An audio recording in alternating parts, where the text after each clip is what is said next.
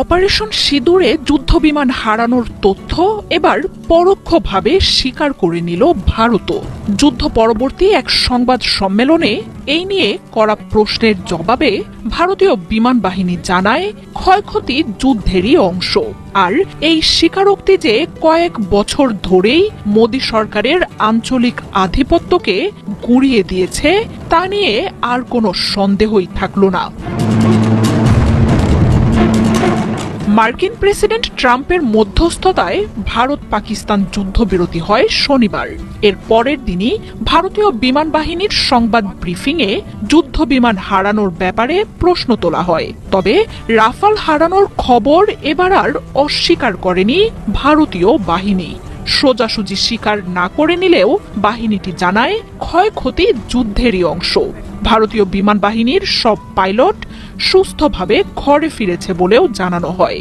আর এর মাধ্যমে প্রথমবারের মতো ভারতের পক্ষ থেকে যুদ্ধবিমান হারানোর কথা পরোক্ষভাবে স্বীকার করে নিল মোদী সরকার।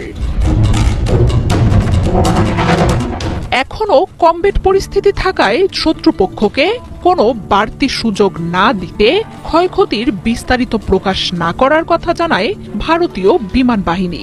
বরং পাকিস্তানের মাটিতে হামলায় নিজেদের উদ্দেশ্য পূরণ হয়েছে বলেও সাফাই দেয় তারা। বুধবার অপারেশন সিঁদুরে পাকিস্তানি ভূখণ্ডের অন্তত 9টি স্থানে বিমান ও ক্ষেপণাস্ত্র হামলা চালায় ভারতীয় বাহিনী। হামলার কয়েক ঘন্টার মধ্যেই সর্বশক্তি নিয়ে ঝাঁপিয়ে পড়ে পাকিস্তানও। বুধবার রাতেই পাকিস্তানি বাহিনী জানায়, সীমান্তে ভারতের অন্তত 5টি যুদ্ধ বিমানকে ধ্বংস করা হয়েছে, যার মধ্যে রয়েছে ভারতীয় আকাশ প্রতিরক্ষার মেরুদণ্ড হিসেবে পরিচিত রাফাল যুদ্ধ বিমান। চিরশত্রু দুই প্রতিবেশী চীন ও পাকিস্তানের হুমকির বিরুদ্ধে পশ্চিমাদের অন্যতম এই শক্তিশালী বিমান বহরে যোগ করে ভারত। ফ্রান্সের কাছ থেকে যুদ্ধ বিমান কেনার ভারতীয় চুক্তিকে বিশ্বের অন্যতম ব্যয়বহুল প্রতিরক্ষা চুক্তি হিসেবেই ধরা হয়। তবে রাতারাতি একাধিক যুদ্ধ বিমান হারানোর ঘটনা যেন ভারতের উপর বজ্রাঘাত হয়ে আসে। দুই পরমাণু শক্তির লড়াই ছাপিয়ে আন্তর্জাতিক সম্প্রদায় হুমড়ি খেয়ে পড়ে ভারতের যুদ্ধ বিমান হারানোর তথ্য তল্লাশিতে। কাশ্মীরের স্থানীয় প্রশাসন অন্তত 3টি যুদ্ধ বিমানের ধ্বংসাবশেষ দেখতে পাওয়ার কথা নিশ্চিত করে। ফরাসি ও মার্কিন কর্মকর্তাদের বরাত দিয়ে একে একে সিএনএন, রয়টার্সের মতো গণমাধ্যমগুলো প্রমাণও হাজির করতে শুরু করে।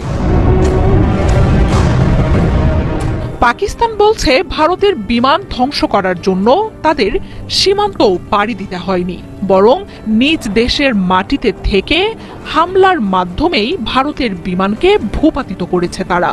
ঘটনার একদিন পর ভারত অবশ্য পাকিস্তানের কাছে থাকা চীনের JF-17 ও J-10Cর মতো যুদ্ধ বিমানকে ধ্বংসের দাবি তোলে।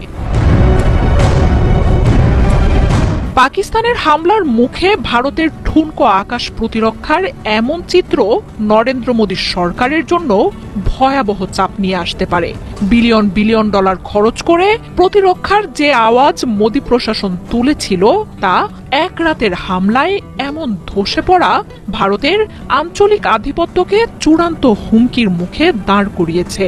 বিশেষ করে চীনের বিমানে পাকিস্তানের এমন জয় জয়কার শাহবাজ শরীফের দেশটির অবস্থান আরও শক্তিশালী করে তোলার আভাসই দিচ্ছে।